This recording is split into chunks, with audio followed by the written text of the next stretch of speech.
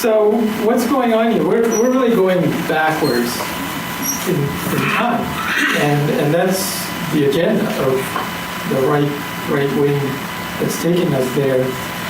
If you look at the budgets 100 years ago, I was just recently reading about this, local and state revenues were actually higher than federal revenues. We didn't even have a federal income tax until about 100 years ago. So we changed that structure and federal revenues increased, and now we're trying to go backwards. But of course, we don't have the local revenues to make up for that gap.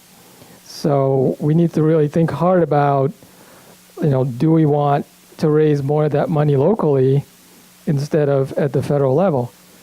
There's some advantages to doing that because we would have more direct control over how we spend the money. So I'll say a little bit more about that in a minute. So how does this impact our local city government? So our budget is primarily funded through property taxes, which are not as progressive as people might think. As Mike just alluded to, many of us, our home values go up without us really having to do anything about it, but that doesn't match our income level. And so as our property taxes go up, we start to struggle to pay for them because that value that's in our homes is not necessarily liquid. So most of that property tax income pays for basic infrastructure and local government services.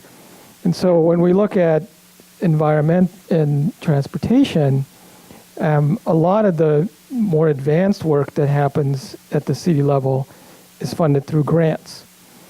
And in Cambridge, we have particularly fabulous staff that is very knowledgeable about how to leverage these grant opportunities to do more advanced work. So, for example, we're about to start a bus rapid transit pilot on Mount Auburn Street that is grant funded. We have the Hubway bike share program, and we have electric vehicle charging stations that were installed a few years ago that were funded through grants. So by leveraging these grants, we're able to do more than we could do with our regular property tax funded budget.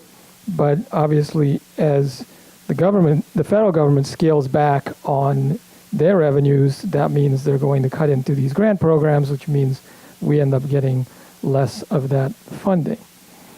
And this happens at the state level as well. So last week we voted in City Council, this week on Monday, we voted in City Council to authorize the first $5 million of $25 million that we're contributing as a city to the Green Line extension.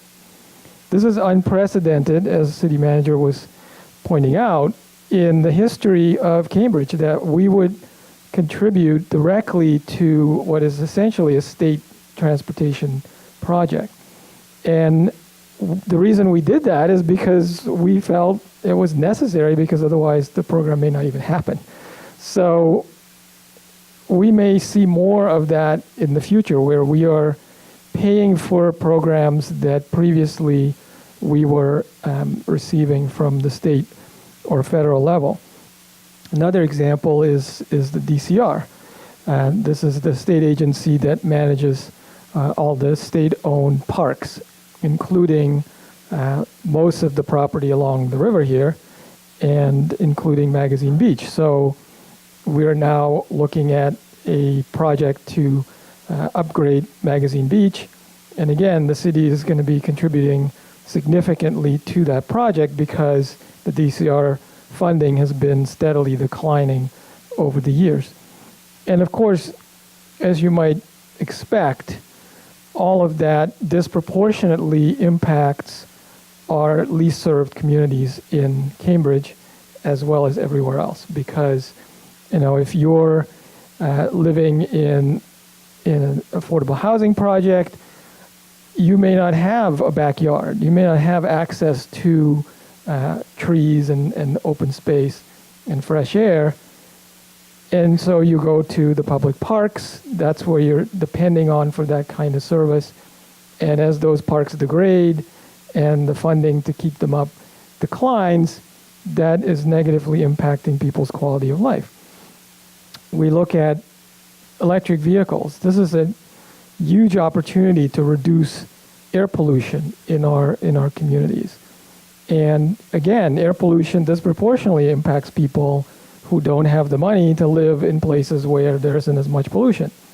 So if we had more rapid transition to electric vehicles, we would more quickly reduce our air pollution, and we would more quickly benefit even people who can't afford to buy electric vehicles. But again, the funding to do those kind of programs is being jeopardized. And then, there's rebate programs that, again, directly impact our abilities to fund electric vehicle acquisitions by private citizens or renewable energy like solar panel installations. All of those rebates from the federal government are declining and will be declining over the years. So what are we going to do about it? So one of the ideas that I'm going to put forward, and I expect this is going to take many years, so you may have to re-elect me a couple of times before this is actually going to happen, is to propose a local income tax and have all the funds from that income tax go directly to poverty reduction. And just like the millionaire's tax, we could set it so that it impacts people at significantly high income levels, right? So we don't want to tax people who are just barely making enough money. But if we tax incomes at, $500,000 or $1 million a year, and even at a very small amount, like 1%, we would be able to generate significant revenues that we could spend directly on poverty reduction and community benefit programs. So I encourage all of you to get very involved in these kinds of efforts. I mean, you can imagine the kind of reaction I'm going to get if I stand up in the city council and say, hey, maybe we should tax all of us a little more. So get involved, run for office. Mike and I were just ordinary citizens just a few years ago, but we see what's going on, and we decide that the best way to make change is for us to be in charge.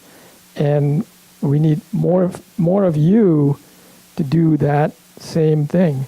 I've been an environmentalist all my life, and after Mike got elected, I sent him an email and they said, would you co-sponsor these 5 bills for us, all having to do with the environment? And he replied and he said, oh yeah, I've already co-sponsored all of them, and here's 10 more that I'm co-sponsoring. That's the kind of representation that we need in our government. So thank you all for being here. Thank you for participating in our democracy, and I look forward to your questions.